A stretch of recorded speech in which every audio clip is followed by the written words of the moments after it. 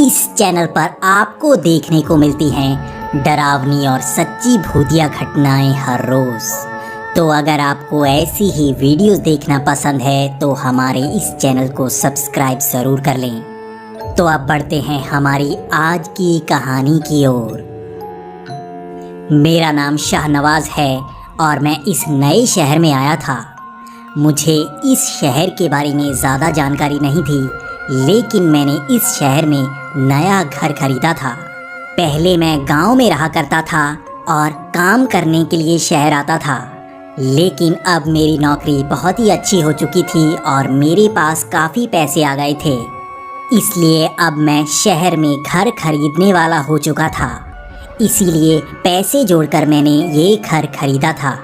इस घर में मैं और मेरी बीवी इकट्ठे आए थे। ये पहला दिन था हमारा इस घर में।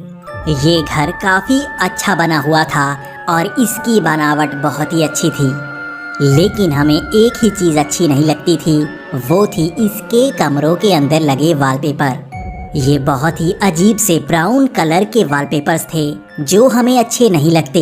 इनका टेक्सचर हमें अच्छा लगता ही नहीं था, तो हमने सोचा था इसे हम रिमूव करेंगे और उसके बाद अच्छे से वॉलपेपर लगाएंगे। पहले दिन तो हमने सिर्फ अपना सामान ही यहाँ पर शिफ्ट करवाया। हमने पहले दिन सारा सामान अपनी जगह पर रखने की कोशिश की, लेकिन दिन काफ़ी हो चुका था। लेकिन हम यहाँ पर रुक नहीं सकते थे, यहाँ पर कोई फैसिलिटी नहीं थी। इसी कारण हम दूसरे घर चले गए जहाँ पर हम किराए पर 2-3 दिन रहते। उसके बाद हम यहाँ पर शिफ्ट कर जाते। दूसरे दिन हम फिर से यहाँ पर आए और हमने अपना सामान यहाँ टिकाना शुरू कर दिया। मेरी बीवी यही कह रही थी कि हमें यहाँ पर वॉलपेपर खुद ही उखाड़ने चाहिए, ताकि इसमें हमें दूसरे बंदे की लेबर कम देनी पड़ेगी। अगर हमने किसी पेंट करने वाले को बुलाया तो वो इसे उखाड़ने के अलग से पैसे लेगा। तो हमने यही प्लान बनाया था कि हम अपना सामान टिकाकर शाम को ये वॉलपेपर को उतारेंगे। हमने सारा दिन सामान टिकाने में लगाया और अब शाम हो चुकी थी। अब हम दोनों लग गए उन दीवारों के उस वॉलपेपर को उखाड़ने के लिए। हमने उस वॉलपेपर को उखाड़ना शुरू किया तो वो काफ़ी मुश्किल था। वो तो जैसे किसी गाढ़े लेप से चिपकाया गया था। वो लेप काफ़ी ज़्यादा थिक रहा होगा। मुझे पहले लगा इसे फेविकॉल से चिपकाया गया होगा, लेकिन ये मेरा भ्रम था। ये काफ़ी तगड़े तरीके से चिपका हुआ था और जब हमने इसे उखाड़ना चाहा तो इसमें अजीब सी स्मेल आ रही थी। मैं भी सोच रहा था कि ये कैसी स्मेल है, लेकिन मुझे ये पता नहीं लग पा रहा था कि ये कौन सा केमिकल है। मेरी बीवी यही कह रही थी कि ये कैसा केमिकल है, इससे जैसे मरे जानवरों की स्मेल आ रही है। मैं भी यही सोच रहा था कि ये कैसा केमिकल है, लेकिन हम उसे धीरे धीरे उखाड़ने की कोशिश कर रहे थे ताकि दीवारें ज़्यादा ख़राब नहीं होती। लेकिन वो वॉलपेपर चिपके ही बड़े ही ज़ोर से हुए थे। हमें उसे उखाड़ना बहुत ही मुश्किल हो रहा था और ये वॉलपेपर भी बड़े ही अजीब थे। आपको भी पता ही होगा, ऐसे वॉलपेपर को उखाड़ना काफ़ी अच्छा लगता है। अगर हम किसी लंबे वॉलपेपर को उखाड़ें तो वो ज़्यादा अच्छा लगता है, बजाय इसके कि हम छोटे छोटे वॉलपेपर को उधेड़ें। बीच बीच में कोई लंबा वॉलपेपर मिलता जो बड़ा उधड़ता तो काफ़ी अच्छा सा फील होता, लेकिन ज़्यादातर तो वो वॉलपेपर फट ही रहा था। हम बहुत ज़्यादा कोशिश करते, लेकिन वो बड़ी ही जल्दी फट जाता। लेकिन उससे ज़्यादा अजीब था वहाँ पर क्या लिखा हुआ था। हमने ध्यान देना शुरू किया तो उस कमरे की चारों दीवारों पर कुछ ना कुछ लिखा हुआ था। थोड़ी दूरी पर कुछ ना कुछ लिखा गया था। मैंने सोचा अब यही पढ़कर देखते हैं कि इस पर लिखा क्या गया है। आखिर इससे पता चलेगा कि यहाँ पर रहने वाला क्या सोचता था और उसने इसे क्यों लगाया। मैंने जैसे ही वहाँ पर पढ़ना शुरू किया तो मैंने देखा वहाँ पर कुछ नाम, कुछ एड्रेस और डेट्स लिखी हुई हैं। मैंने धीरे धीरे अलग अलग दीवार को देखना शुरू किया तो मुझे यही मिला। हर बार अलग नाम, अलग एड्रेस और तारीख। मैं ये समझने की कोशिश कर रहा था कि आखिर ये क्या है, लेकिन उस दिन भी काफ़ी रात हो गई थी और मैंने सोचा अब घर जाना चाहिए। हम वैसे भी काफ़ी थक चुके थे। अगले दिन सुबह ही हम यही काम करने वाले थे, लेकिन मैंने पहले ये समझने की कोशिश की कि यहाँ पर लिखा क्या गया है। मैं काफ़ी देर तक सोच रहा था, लेकिन वो नाम बड़े ही अजीब थे। मैंने ये सोचा कि गूगल पर सर्च कर देखते हैं आखिर वो नाम असली हैं या बनावटी। तो मैंने अपना फ़ोन निकाला और एक कॉर्नर का पहला नाम निकाला और उसे सर्च करने लगा। मैंने ध्यान दिया, वही नाम, वही एड्रेस, बिल्कुल वही गूगल पर था। लेकिन सबसे अजीब बात कि ये किसी मिसिंग पर्सन की डिटेल थी। पहले तो मैंने सोचा कि ये कोइंसिडेंस हो सकता है, लेकिन जब मैंने दूसरी बार सर्च मारी तो मुझे वही नतीजा मिला। ये दूसरा आदमी भी एक मिसिंग पर्सन था। ऐसे ही मैंने 2-3 नाम और निकाले और मुझे वो भी मिसिंग पर्सन ही मिले। अब मैं थोड़ा सा डरने लगा था। मुझे नहीं पता था कि ये कोइंसिडेंस है या कुछ अजीब बात। पहले तो मेरे दिमाग में आया कि ये कोई किताबी कीड़ा हो सकता है और ऐसे ही अखबारों से नाम निकालकर दीवारों पर लिखता होगा, या उसका बच्चा ही कुछ जासूस बनने की कोशिश करता होगा, वो यहाँ पर इन नामों को लिखता होगा। लेकिन मैंने ध्यान दिया तो वो राइटिंग किसी बड़े की थी। वो सारी लिखावटें एक ही बंदे ने की थी और वो कोई छोटा बच्चा नहीं था। अब मैं थोड़ा क्यूरियस होता जा रहा था।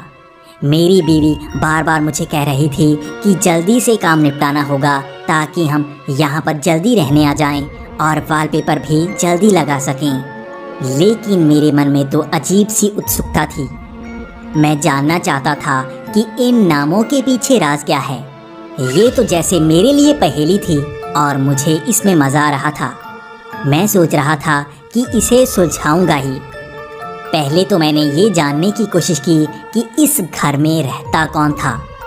तब मुझे पता लगा कि यहाँ पर एक आदमी रहता था और वो इस घर को बेचने पर मजबूर हो गया था। उसके पास घर की किस्त देने के पैसे नहीं थे, तो बैंक ने इस घर को नीलाम कर दिया था। अब भी वो आदमी पास ही कहीं पर किराए पर रहता है और लोगों का कहना है कि वो इस घर के आसपास घूमता ही रहता है। मैं भी सोच रहा था कि वो घर के आसपास क्यों घूमता रहता है। तब मैंने सोचा कि हर बंदे का अपने घर के साथ लगाव होता है।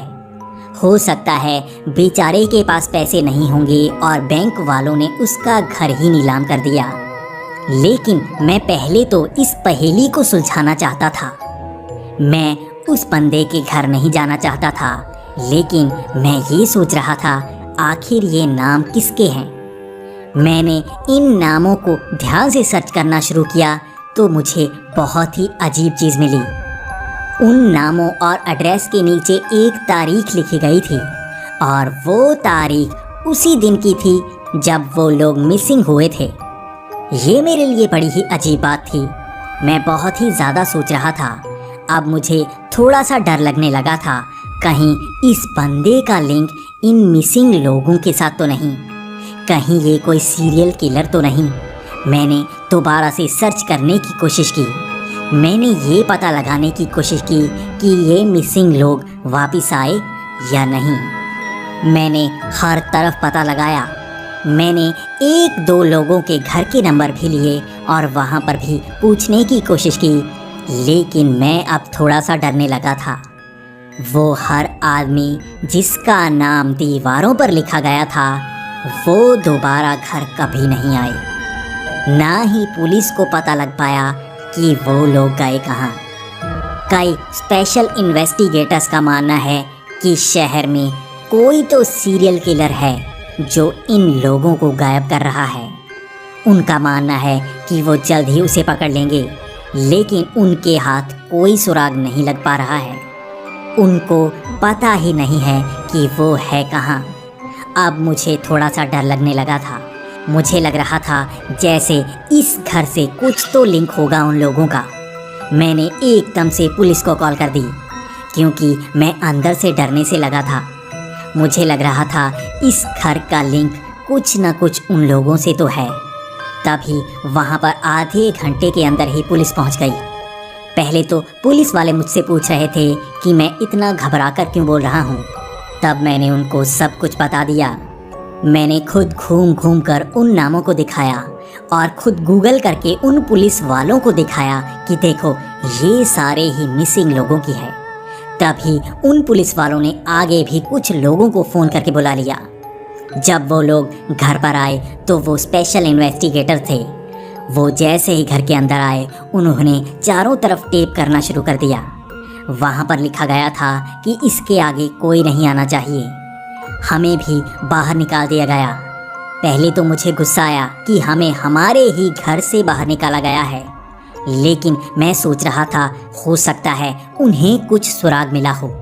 मैं उन्हें डिस्टर्ब नहीं करना चाहता था, लेकिन मैं थोड़ा सा हैरान था क्योंकि अंदर से कुछ अजीब आवाज़ें आ रही थी। हर कोई यही कह रहा था ये इंसान है, ये इंसान है। मैं सोच रहा था ये किस बारे में बातें कर रहे हैं। मैं कान लगाकर सुनने की कोशिश कर रहा था, लेकिन मुझे यही आवाज़ बार बार आ रही थी कि ये इंसान है, ये इंसान है। तब मैंने भी दरवाज़ा खोलकर आवाज़ लगाई। तब मैंने कहा मैंने खुद गूगल किया है, ये सारे इंसान ही हैं, कोई भी नाम गलत नहीं है। तब एक पुलिस वाले ने कहा कि तुम बाहर रुको। मैं अब बाहर आ गया, लेकिन अंदर से फिर से वही आवाज़ें आ रही थी कि ये इंसान है, ये इंसान है।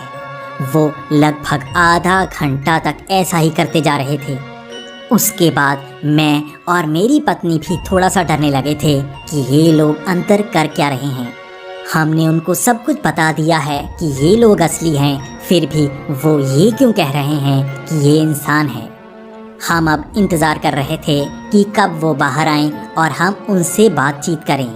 तब थोड़ी देर बाद वो इन्वेस्टिगेटर्स बाहर आए और आगे को चल पड़े।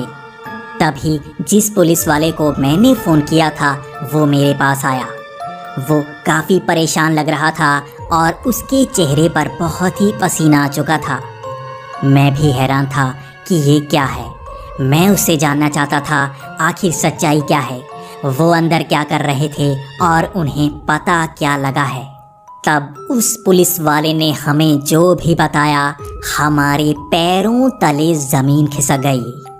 उस पुलिस वाले ने कहा कि हम अंदर यही कह रहे थे कि ये इंसान है, ये इंसान है। हर तरफ जो भी नाम लिखा है वो सब सच में मिसिंग पर्सन हैं, और जो डेट नीचे लिखी गई है वो उन लोगों की गायब होने की तारीख ही है। और तुम जिस वॉलपेपर को खींच कर उतार रहे थे वो कोई वॉलपेपर नहीं बल्कि इंसानी चमड़ी थी।